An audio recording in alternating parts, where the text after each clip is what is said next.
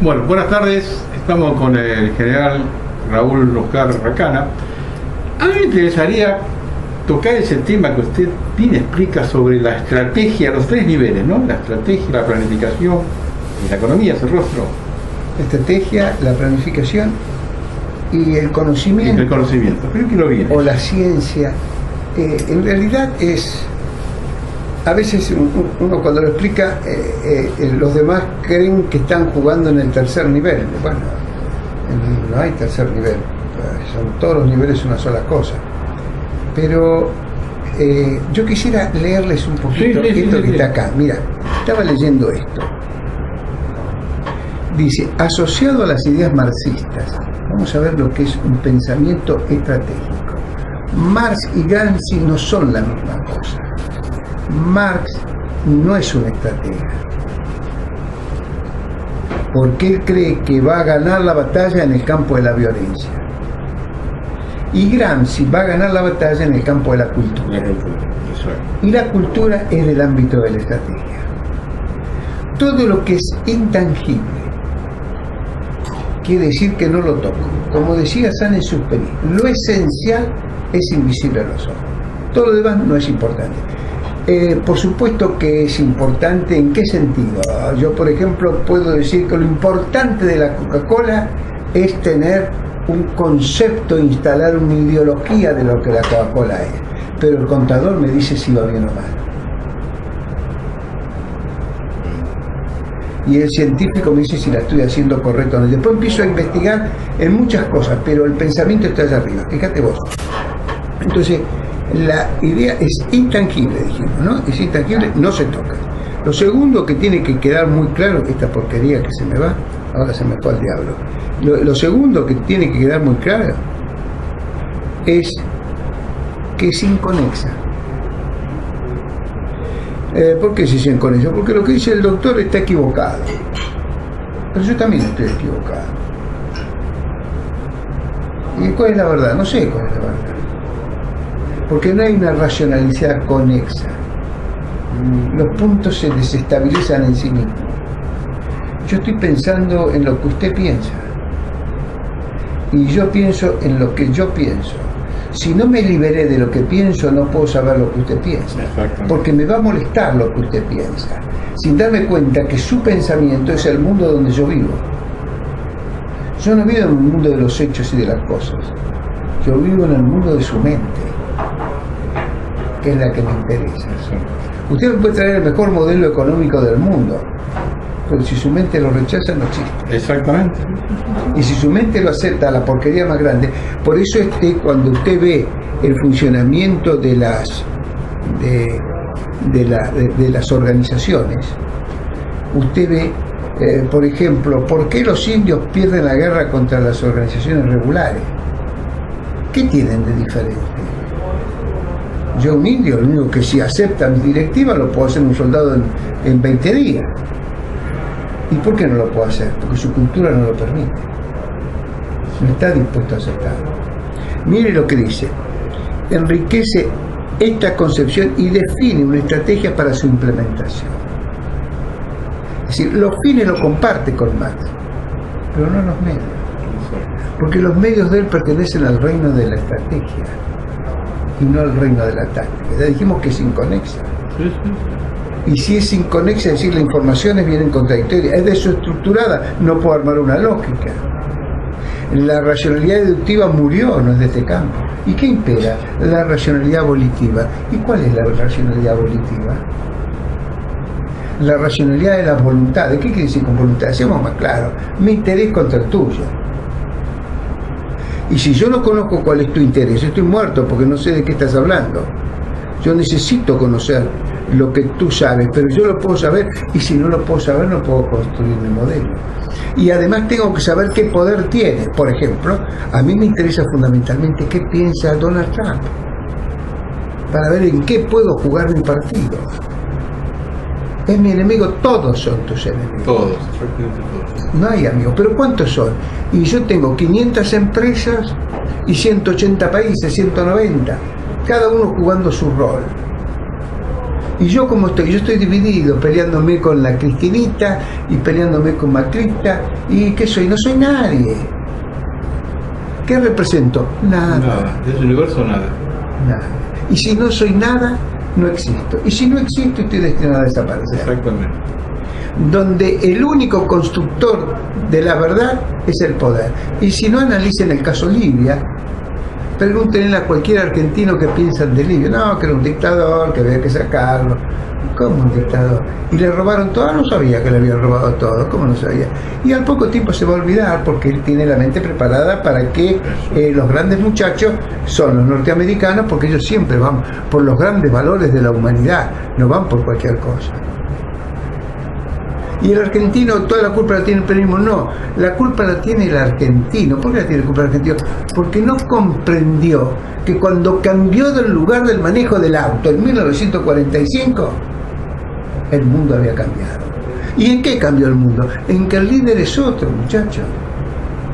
No es lo mismo Donald Trump que la reina de Inglaterra. ¿Cómo va? Él cambia de globalización a nacionalización. Esas cosas no se le ocurren a los ingleses. Los ingleses vienen ya construyendo su personalidad con miles de años.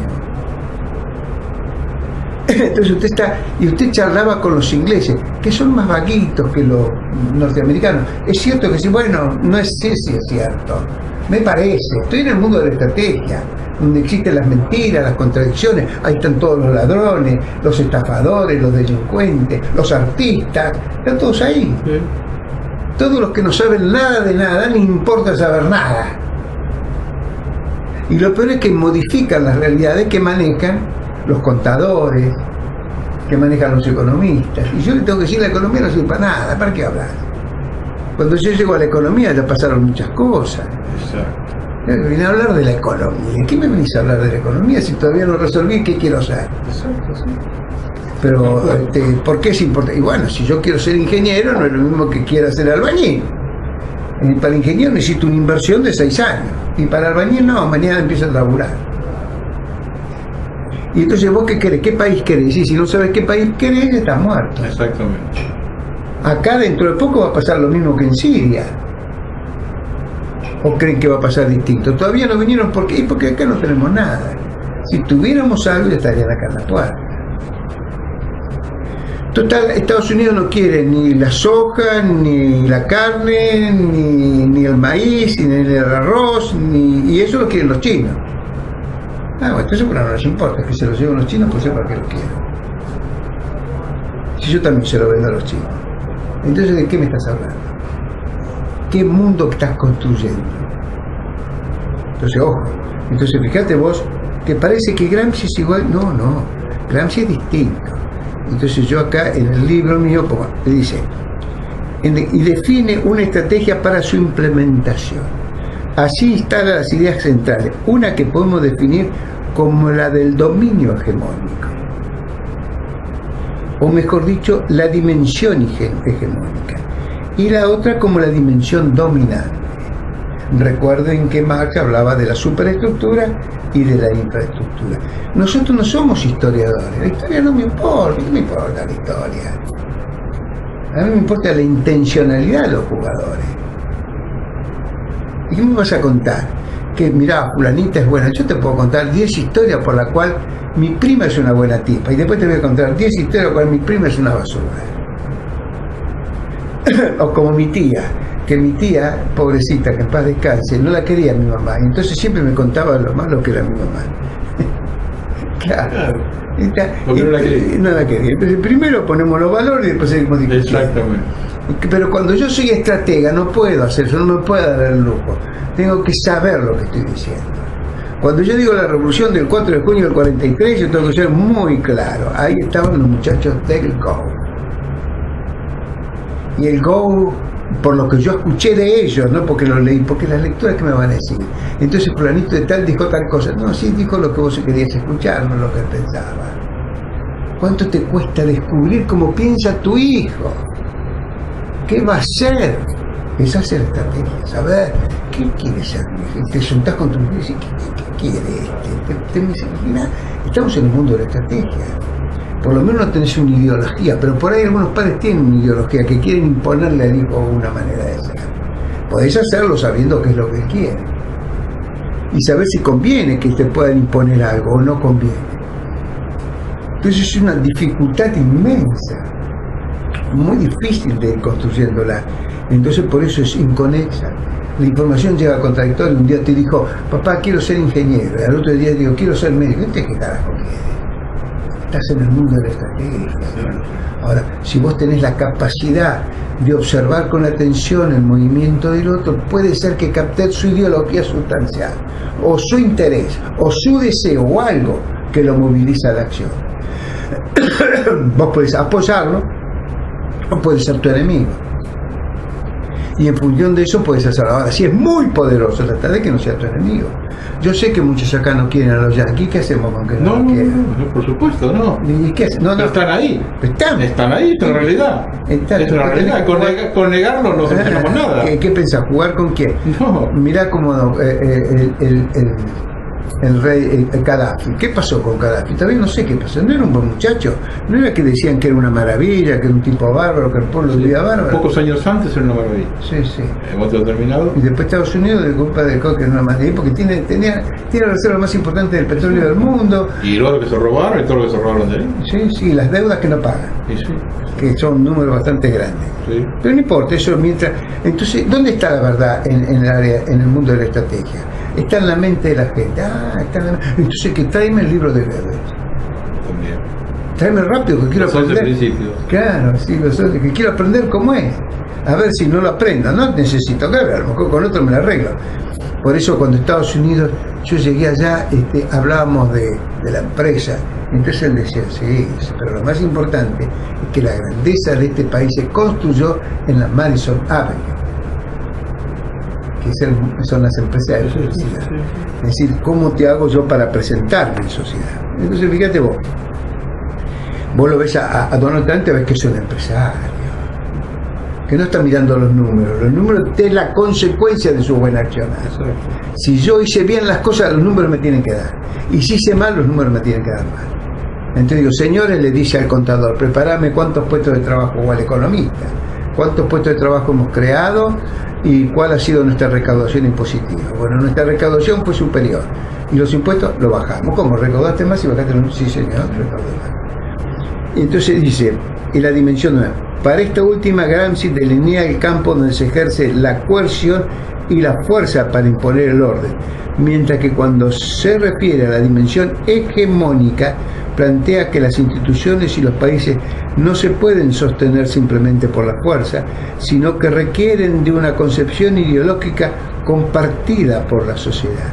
Llama consenso. Creo que Napoleón decía algo así como que un país conquista a caballo, pero no se sostiene desde el caballo. ¿Un qué? Creo que Napoleón tenía una frase que decía que un país se conquista a caballo, pero no se sostiene desde el caballo. Pero Napoleón manejaba una construcción cultural muchísimo más débil que ahora. Los medios de comunicación tienen un poder que no lo tenían en aquella época. Eso no excluye que él ganaba las batallas. ¿Qué es ganar una batalla? Entonces la economía de fuerza, ir por la izquierda, vamos por la derecha, bombardeo. Y después la resistencia del enemigo. Sí, ¿resistencia de qué tipo? Mental. ¿Y cómo se la habló? ¿Cómo hago yo? ¿Cómo muevo mis tropas cuando yo puedo leer la mente del comandante del otro? Y por eso le ganaba las batallas. Así que los demás aprendieron, si pudieron. Para él la hegemonía se logra mediante grupos intelectuales que imponen una concepción ideológica al resto. Esta visión la explicita con una terminología lingüística más refinada, cuando dice que es importante la construcción de un conjunto de significados que permitan establecer culturalmente cómo debe ser la nueva sociedad y cómo se la debe construir. Para contestar dichas preguntas, Gramsci recomienda atacar las estructuras culturales, que son la base y la esencia de la sociedad. Y por ello prioritariamente concentra los esfuerzos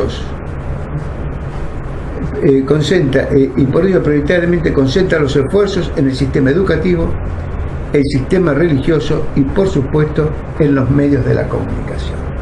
Es lo que hizo Alfonsín en 1983. Exacto. En sus propias palabras, el objetivo es construir y dominar las casamatas culturales. A esto lo llamó revolución cultural. Exacto. En el pensamiento de Gramsci, economía, política y guerra son tres momentos internos de una misma habilidad social. Y en esencia hay tres pilares fundamentales que deben anularse: la filosofía ateniense, Sí. el derecho romano y la fe en Dios. Exactamente. Esto significa pensar en Atenas, Roma y Jerusalén. Exactamente. Sorprendentemente, Francis Fukuyama, líder del pensamiento liberal y asesor político del expresidente George Bush, en su conocido libro El fin de la historia, mantiene algunos valores similares al pensamiento gramsciano, como el sentido de construir un mundo sin patria y sin religión. Si bien la patria puede existir, sería simplemente para una satisfacción superficial y debería entonces mantenerse ciertos valores intrascendentes de cada uno de los países. Interpretar la ideología es la herramienta central del siglo XXI, tanto para los seres nobles como para los miserables, los psicópatas o los patriotas. Ahí se ubica la herramienta central para dirimir el conflicto y construir el poder para el bien o para el mal. Esta es la realidad que estamos viviendo. No quiere decir, el gramscismo se transformó de una metodología para construir una ideología, se transformó en una metodología para construir cualquier ideología. Y pasó lo mismo con Goebbels, se construyó una metodología para construir una ideología. Y los dos al final tienen puntos de coincidencia. Marx es del siglo XIX. Marx se clavó en el que dominando el ejército dominan el mundo. Si quieren un caso más contundente, es la caída del muro de Berlín. Claro, porque la doctrina de Marx cae justamente por el muro de Berlín. Cuando se dieron cuenta que el pensamiento único entraba por otro lado, por la mente, Entonces, no por la fuerza. El muro de Berlín cae cuando se da cuenta el sistema que el trabajo era sobre la cabeza, no sobre la fuerza de la mente. No se hacía la guerra más con las armas. y ahora vea usted como por ejemplo en la Argentina, como después de ganar la batalla militar, que se la pudo probar miles de veces, puede grabar miles de películas de la década del 70 donde la gente los aplaude, están emocionados con ellos, les parece que han salvado a la patria, eso lo quieren los militares, para que 20 años después los mismos condenen violentamente la conducta de los militares. Es una maniobra. Es que sí. Pero hay que decirlo a la gente joven, sobre todo a la gente joven que el tema no lo conoce, que cuando el gobierno militar termina en el 83, no termina por los derechos humanos. No, termina por el tema de la el tema guerra económico, la guerra de Malvinas, algunas cosas más, pero no por el tema de el reclamo no era el tema de derechos humanos.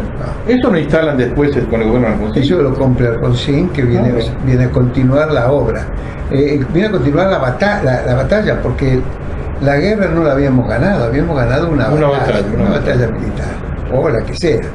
Entonces, esta construcción ideológica es realmente admirable.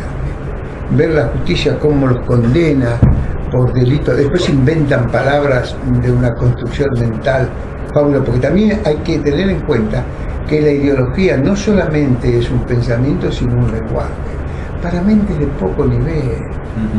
Ahora, ¿qué pasa con los artistas que se meten en el? Porque el artista llega a la estrategia sin pasar por la táctica y mucho menos por la ciencia. Nosotros somos los que llegamos a la estrategia, pero caminando por el camino de la ciencia. Porque si vos no conocés el camino de la ciencia, mal podés interpretar la estrategia. Entonces la estrategia, ya te dijimos, no la podés ver, es invisible a los ojos. Todo lo que se toca no es importante. Vos fíjate vos, ¿cuáles son los 7 pecados capitales? ¿Te acuerdas? La envidia, el odio, la codicia, la gula. pero no figura la tortura, no figura el asesinato. ¿Por qué no figura? ¿Sabes por qué no figura? Porque no son causantes del daño, son los medios que responden a una finalidad. Entonces nosotros hemos querido interpretar a los medios y bajamos el nivel de interpretación de los hechos aumentando las penas, ¿viste?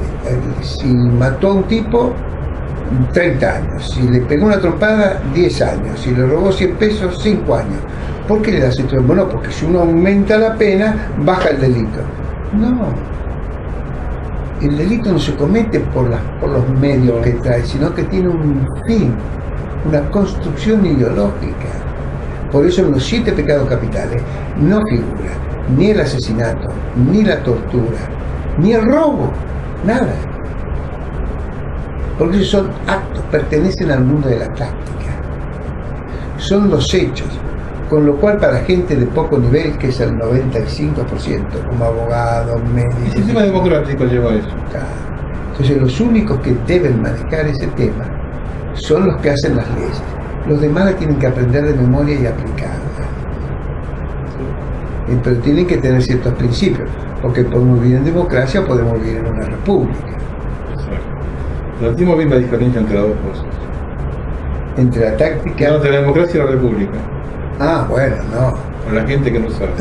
En la democracia creen que es el voto de la mayoría, pero escuchame, yo no necesito democracia. El gobierno de Videla no era demócrata, pero tenía la mayoría que lo apoyaba. Y si la mayoría lo apoya, no había huelga, no había nada, y odiaban a estos chicos. El odio que tenían a los montoneros era de una dimensión inconmensurable. Que, fíjense qué interesante, yo soy uno de los pocos que puede analizar objetivamente esa época en la Argentina. ¿Sabe por qué? Porque no estuvo acá. Entonces la acción psicológica sobre mi cabeza no la hicieron. Yo tengo la mente como si fuera un francés hablando de la Argentina, o un argentino hablando de Francia. Yo puedo hablar de eso más libremente. Podemos hablar de los crímenes franceses en Argelia y acá pasa desapercibido. No tiene importancia. Ahora que traen a los franceses para que agasajen nuestros hechos. Tampoco los franceses lo quisieron llevar a De Gaulle preso por los crímenes de Argelia. No, pero ni siquiera el comandante de la tropa. No, nada. No solamente eso, lo indultaron a todos. Sí. Y después cuando salió, no, ya está indultado. ¿Y sabe cuántos militares presos en Estados Unidos por Vietnam? No creo que haya uno. ¿Cómo es? ¿Y se acuerda del teniente ese que mató en la aldea? En la aldea. Ah. No, porque es terrible, ¿no? Es terrible. Y ningún vietnamita intentó juzgar a un militar norteamericano. No, tampoco. Yo creo que sí, por lo menos muchos no lo conozco, pero no importa. Hay muertes que se justifican y otros no. Tampoco ningún inglés corrió Irlanda. No. Por eso, toda esta guerra del siglo XXI es una guerra que pasa en la mente de la gente. La Argentina está siendo totalmente aniquilada sin tomar conciencia de eso.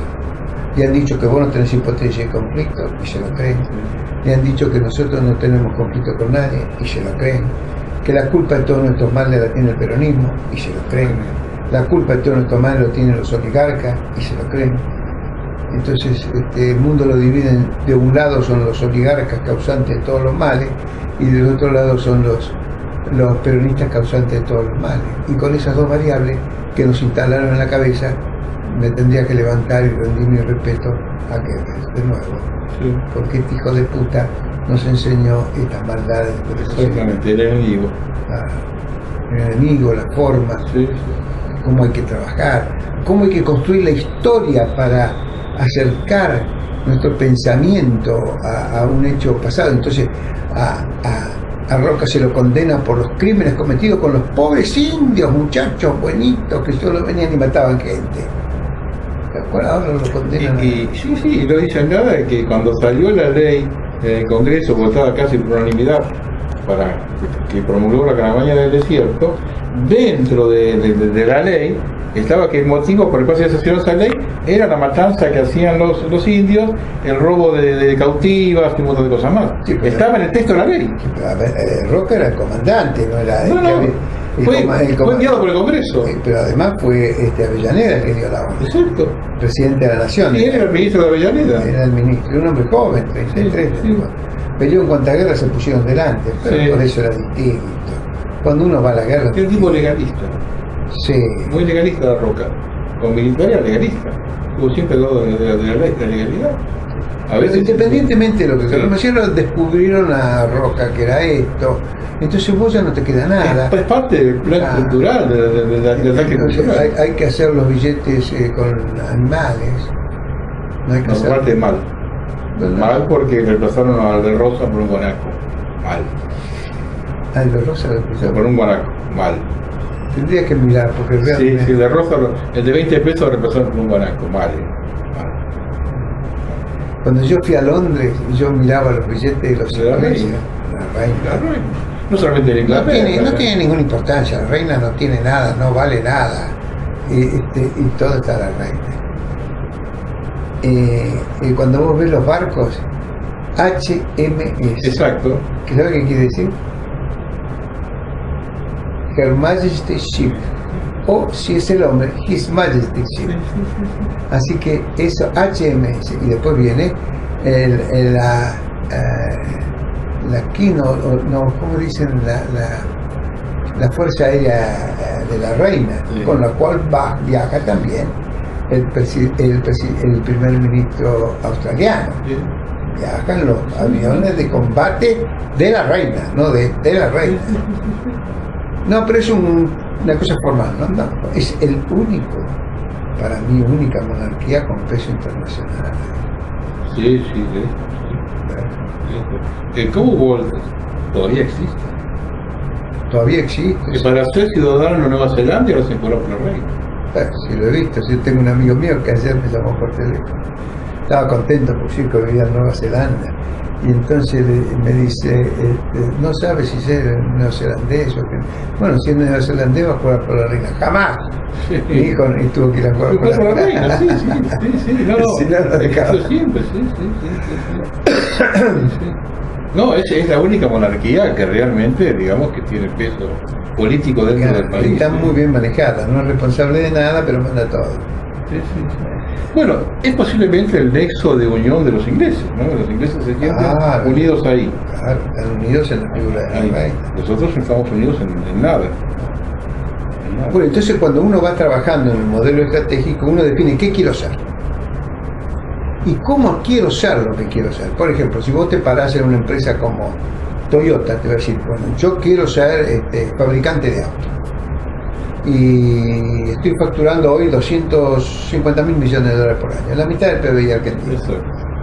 Y estoy en 130 países, 150 países. Pero toda mi gente va a tener una conducta. Porque si tengo varias conductas, no tengo ninguna. Tengo más o menos 700.000 empleados. Vos te imaginás acá el restaurante de la vuelta que tiene 2 locales, que la pana uno cuando se va del otro. Vos te imaginás lo que tener 150 empresas distribuidas en el mundo y que nadie le produzca un robo tal que lo desestabilice. No, porque ellos manejan principios y valores compartidos. En general la industria japonesa tiene ese sentido de pertenencia. El empleado tiene un sentido de pertenencia con su corporación. Nacida porque los líderes tienen un profundo respeto por la gente. Exacto. Yo acá vi muy pocos empresarios que trabajen con un profundo respeto por la gente, lo cual termina la gente faltando el respeto, robando cuando puede y haciendo lo que puede. Pero ellos allá en eso no pasa porque, mira, yo fui muchos años profesor de gestión de la calidad, así que estudiaba los conceptos de la calidad. Yo siempre digo, con la contabilidad no resuelvo ningún problema, pero sé qué problema tengo. Con la economía no me resuelve ningún problema. Es un síntoma que tiene. Pero me dice, claro, está diciendo, cualquier acto que me mida lo interno y externo me lo puede medir. Y ellos trabajan con 2 valores centrales. El primero, respeto al ser humano, y el segundo, mejora continua. Es como más o menos el comandante de las tropas romanas, el comandante de la legión, el que tenía la responsabilidad de un área geográfica, lo hacía sobre dos principios sustanciales. El primero, debía mantener la paz, y el segundo, debía tener un profundo respeto por los humildes y un profundo desprecio por los arrogantes.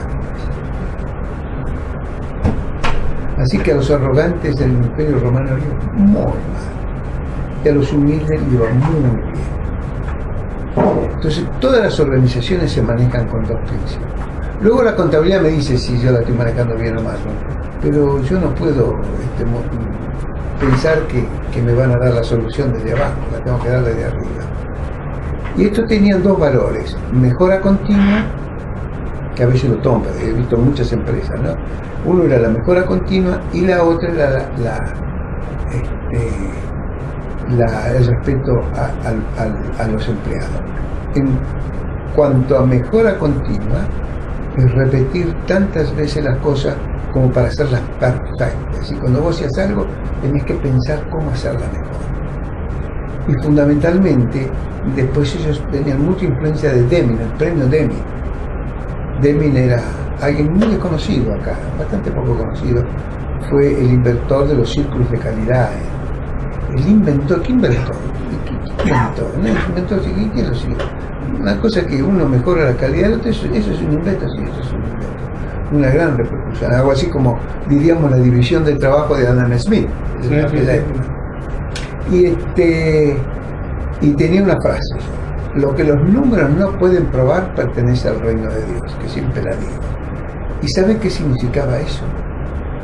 Que nadie podía venir a decirme nada que no pudiera probar numéricamente, porque si no lo podía probar numéricamente, entraba al reino de Dios. Y yo, como director siempre de las empresas, decía: muchachos, yo soy del reino de Dios, ustedes son del reino de los números. Y entonces fueron construyendo una organización sin ideología, más que aquella que estaban fijadas en los valores de la organización. Y por eso construía una compacta unidad, porque uno escuchaba al otro. Acá el bloqueo mental, por ejemplo, la parte política es tan grande que nadie escucha al otro. Usted ve al gorila, ya sabe que es gorila, y no puede decir nada en favor de Cristina ni del peronismo. Y el peronismo lo ve al gorila y no puede decir nada a favor del gorilaje, esos que son de cuarta categoría. Vamos a hacer una pequeña pausa. Me cuento algunas experiencias de cuando usted estuvo en Estados Unidos, porque es un país que está mucho más arriba que nosotros, no. En otro nivel está. Hay dos o tres cosas que uno tiene que tener claro. Cuando uno recorre una empresa, yo creo que estamos en un mundo con una corriente ideológica estructuralista, en donde los núcleos de poder son los que definen la situación, no las personas. La capacidad que tengo yo tan fuerte de difundir una idea, puedo hacerle cambiar la opinión en poco tiempo a cualquiera con poco plata. Hay figuras que se ven y otras figuras que están detrás de los que no se ven. Entonces uno tiene que saber qué es lo que cada uno va pensando. El argentino está bloqueado con estas malditas ideologías que tiene, y entonces le cuesta interpretar algo. Y entonces no sabe quiénes son sus enemigos. Ojo, que ese pequeño grupo ideológico en contra de Gaddafi lo llevó a la destrucción. Lo mismo están haciendo con Venezuela. Están empezando a armar estrategias de combate totalmente diferentes que las que había hace 30 o 40 años. Entonces usted está parado acá. Lo primero que usted le inculcaron ya, primero y fundamental: si no hay hipótesis de conflicto, no tengo necesidad de ejército. Si usted no tiene necesidad de ejército, no tiene poder. Porque para construir el poder necesito tres monedas de cambio: la plata, el fusil y los votos. Con el fusil consigo la plata, con la plata consigo los votos, con los votos consigo el fusil, con el fusil consigo... Y voy armando todo un esquema de poder. Nietzsche decía claramente: el que tiene el poder tiene la verdad. Y la verdad es una mentira no probada. Entonces, en la guerra moderna, esto lo han venido descubriendo, porque si bien Nietzsche lo dijo a fines del siglo XIX, el que lo empieza a aplicar con fuerza es Goebbels. Ustedes habrán visto que yo soy un fanático de este muchacho, que es un gran sinvergüenza, pero es el diablo, es como si me dijera, apareció el diablo, ese es el diablo. Y empieza a explicar la metodología, entonces la empiezan a recuperar. Y comienza la Guerra Fría, se interna un poco en esas ideas y empiezan a aparecer con fuerza toda esta manera de pensar. El argentino dice que no tiene hipótesis de conflicto, no necesita fuerzas armadas. Y entonces, ¿qué necesita? Nada. Tenemos que vivir en libertad. ¿Y qué es la libertad? Y aparecen todos los economistas liberales a explicarme la libertad. Como que si un modelo económico me hace rico. Porque cuando me aplican el modelo económico yo me transformo en un ser fantástico. Y a lo mejor vamos a ser todos maravillosos, sin darnos cuenta que en el siglo moderno el modelo liberal, que fue exitoso durante muchos años, tiene un defecto muy poderoso: no es constructor de poder. Debo ser destructor de poder para que justamente ahora hoy sí. Entonces yo no puedo tener centro de poder muy grande, pero el mundo tiene centros de poder, y entonces ahora se me cambió el juego. Entonces yo voy a hablar del mundo liberal, pero mi representante no es el pueblo, son los centros de poder. Donde no hay poder, no me interesa. ¿Y usted, Racana, cree que se va a resolver los problemas de Argentina? Claro, si yo sé manejar los centros de poder, voy a resolver los problemas. ¿Y cómo va a ser? Y yo tengo que estudiar cómo piensa el presidente de Walmart, el de Toyota, a ver qué negocios le puedo hacer a ellos y qué beneficio les puedo dar a cambio de obtener beneficios. Lo que pasa es que la Argentina tiene que interpretar también que hay gente de valor que debe ser respetada, porque si no, no tenemos posibilidad de resolver los problemas. Eso me hace recordar a mí, y yo lo he contado, yo fui a estudiar a Estados Unidos y fui al Instituto de Tecnología de Massachusetts, que se considera una de las universidades más importantes del mundo. Y entonces estaba comprando el diario en la esquina. El diariero, como yo era latinoamericano de cuarta categoría, me trataba como de cuarta categoría, no tenía opción. Hasta que un día me encontré con un amigo que estaba en la universidad y empezamos a hablar de la universidad. Se fue y el diariero me mira a los ojos y me dice: ¿qué le llama? ¿Usted estudia en el MIT? Sí, yo estudio. You must be a brilliant man. Y pasé de categoría. No importa qué es lo que me dijo. El otro día me encontré con el presidente de una empresa, una corporación muy importante, y me dice: usted es egresado del MIT. Usted necesita un monumento en la historia de los Estados Unidos, porque todos los egresados de MIT que tienen el doctorado son primera línea intelectual. Entonces yo me quedé pensando, en realidad eso me interesa poco, porque acá es lo mismo un portero que un doctorado en el MIT, es lo mismo cualquiera de estos ministros que está dando vueltas. Yo no tengo ninguna importancia ni puedo opinar nada, porque ellos saben todo, y hay algunos imbéciles que hasta me tratan de explicar lo que no pueden explicarme. Y entonces yo miraba todo eso y descubro, claro, ellos tienen una ventaja. La primera es que tienen más o menos identificado quiénes son los buenos y quiénes son los malos. Acá, el que se viste bien, un trajecito, un pantaloncito bien hecho, viene una familia educada, una mamita linda, ya está en primera categoría. Allá tenés que ser egresado del MIT para ser en primera categoría. No es lo mismo. A menos que tengas una fortuna incalculable. Yo nunca, tampoco así. Tampoco, no se puede hacer. Usted nivela las fortunas de acá o una fortuna similar allá, el nivel es completamente diferente. No, completamente diferente. Acá creen que porque tienen una maceta con tierra son terratenientes. Sí. Y sí, estamos hablando de los tipos que tienen niveles como para el cual uno se acerca para hacer un negocio. Pero aparte de eso no hay otra forma de calificarlo. Y la diferencia es grande, y lo dejan entrar en los grandes niveles. Uno siente. No completamente, porque, por ejemplo, la sociedad de Chicago, que yo la he visto a algunos amigos, tenés que ser muy bueno para poder ser parte. Te dejan entrar, pero no son parte. Y cuando sos parte de esa sociedad o que te emparentaste con algún empresario importante, entonces te empezás a adecuar cómo piensan y cómo sienten. Obama es para esa sociedad alta norteamericana un ser de poca categoría. Ellos prefieren 100 veces a Donald Trump que a Obama. Entonces, esa forma de ver el mundo tiene un espíritu nacional muy poderoso. ¿Bush que era un tipo intermedio entre Obama y Trump?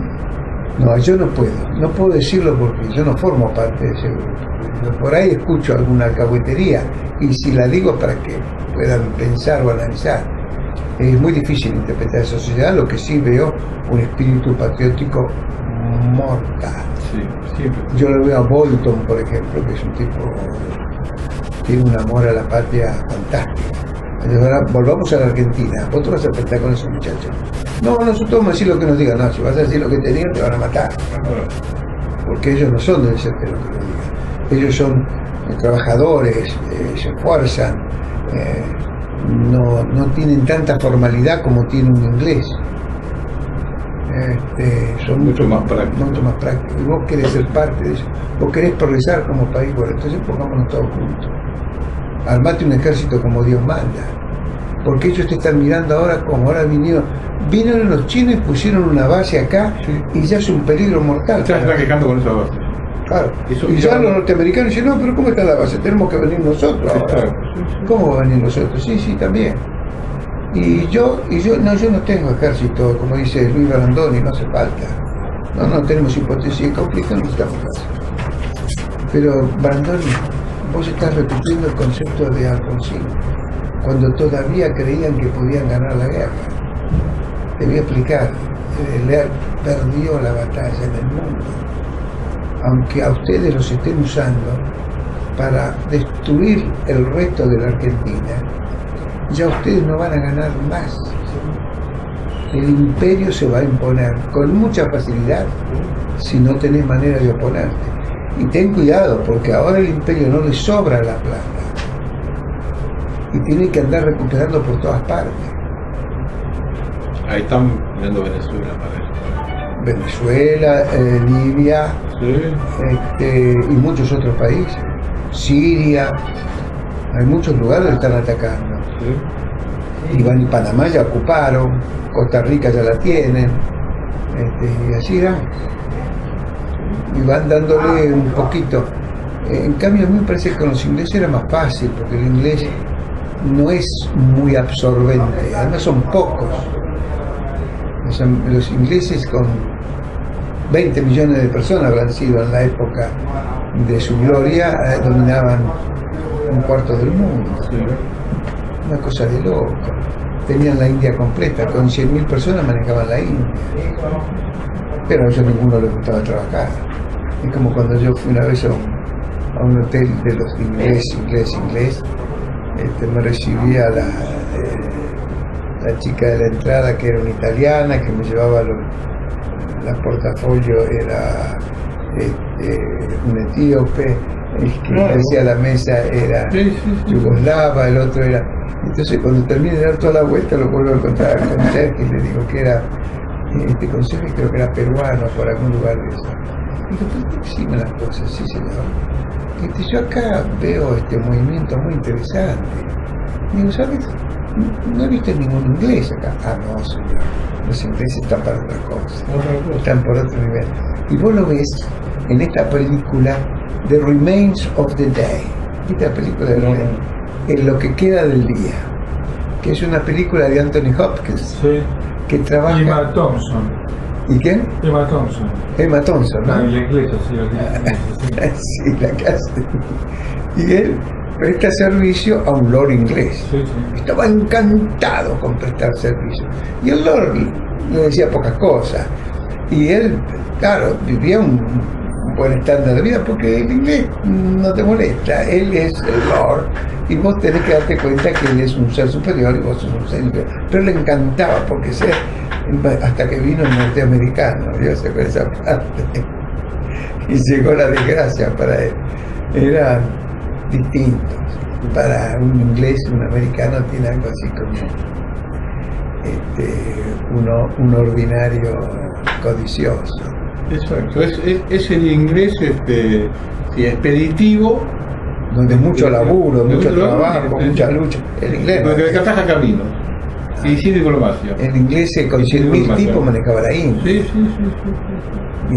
Porque estaban ahí trabajando. Estos pusieron 100.000 tipos en Vietnam, no pudieron manejarlo. ¿Cómo? Estos pusieron 100.000 tipos en Vietnam y no pudieron manejarlo. Y los ingleses manejaban con 300 millones de indios. Sí. Con saben entrar, saben manejarse. Conocen la idiosincrasia de todo cuando ellos dominaban los mares, estuvieron en todo el mundo, se conoce la idiosincrasia de cada habitante. Saben en cada lugar del mundo donde ellos están tratando, claro. Saben cómo tratarlo. Yo cuando veo este embajador que nos mandaron a nosotros ahora, digo, es un embajador justo, porque para ellos somos un país importante para Inglaterra. Entonces nos mandaron un embajador justo, no nos mandaron cualquier cosa. No, pero además hay una característica que los hace diferentes.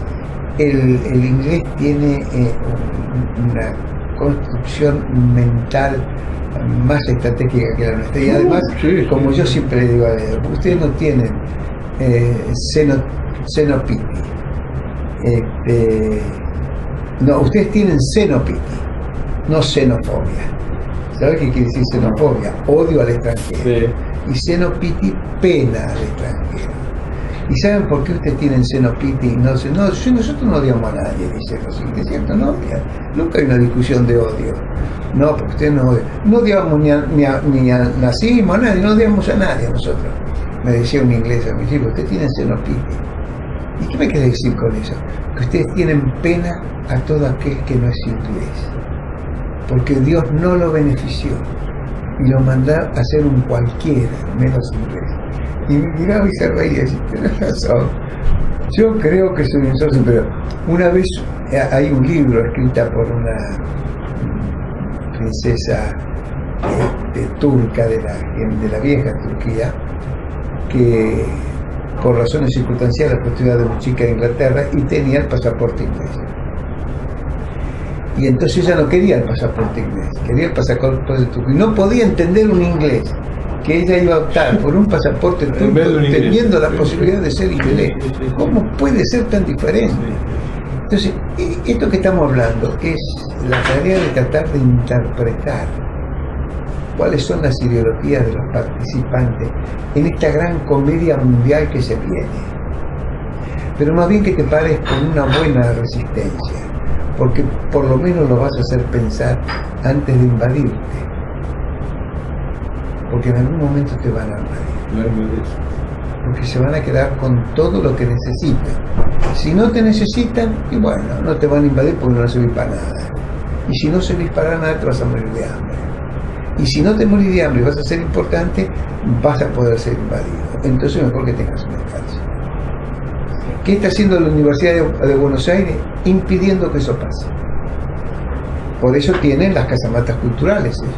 En vez de construir, de dominar toda la cultura de un pueblo, van y dominan la Universidad de Buenos Aires, también el ejército, después los centros culturales, los periodistas, los Berbinsky para un lado, y así cada uno van dominando las cosas, y de eso se van manteniendo. Es una estrategia que usan siempre. Y todo esto es el mundo de la estrategia. Y entonces uno tiene que en esto definir qué vamos a hacer. Y esa gente no la puede enfrentar con un plan, si no tiene una estrategia para combatir. No. Y hay gente que piensa que con un plan lo puede combatir. Nada que ver. No, pero además tienen que saber cuántos aliados puede tener. Exacto, es parte de la estrategia. Saber dónde está parado uno. ¿Cuántas empresas pueden acompañar? Sí. Acá cayó Huawei y nadie sabe que está Huawei. Acá hay Huawei. ¿Y usted qué hizo? No hice nada. ¿Tenés litio? ¿Qué hiciste con litio? No hice nada. ¿Pero cómo no hiciste nada? El Estado Nacional es otro núcleo de poder. Cada Estado tiene un núcleo de poder. Pero no es el núcleo absoluto de la sociedad donde está parado. Y debe saber que hay muchos que a lo mejor dicen, no tenemos inversión. ¿Inversión para qué? Yo agarro el listado de la fábrica y te aseguro que todos están trabajando a un 50% de su capacidad. Exacto. ¿Invertir qué? Si aumento el consumo, ya tengo y para aumentar el consumo, ¿qué tengo que hacer? Tengo que buscar gente para que trabaje. ¿Y cómo hago para que trabaje? Y ese es mi objetivo. El dictador Park, que fue el que dirigió Corea del Sur allá por los años, hasta el año 79 que lo matan, juntó a los empresarios surcoreanos y dijeron, estamos en un país muy pobre, necesitamos los chaebols, que les llaman ellos, necesitamos salir de esta miseria. Entonces los responsables de salir de esta miseria son ustedes. Y si no salimos la van a pasar muy mal. Y entonces le dijeron, pero no podemos. ¿Por qué no puede? Porque los impuestos son muy altos. Bueno, listo, bajo el impuesto. ¿Qué más quiere? Tengo deudas muy grandes con el Estado. Listo, no tenés más deudas. Adelante. Miren lo que es Corea del Sur. Sí. Una buena estrategia da una gran solución. ¿Y cuál es la estrategia Recana? Déjame estar arriba para hacer la estrategia. Yo normalmente no puedo decir que la estrategia desde el llano. Yo normalmente miro los valles desde arriba de la colina. No, con vista de águila, sí. Acá tengo que ser como el águila, Con vista de águila. no como la paloma. No. Bueno, querido amigo, ha sido un inmenso placer. Gracias a usted. Bueno. Hasta luego.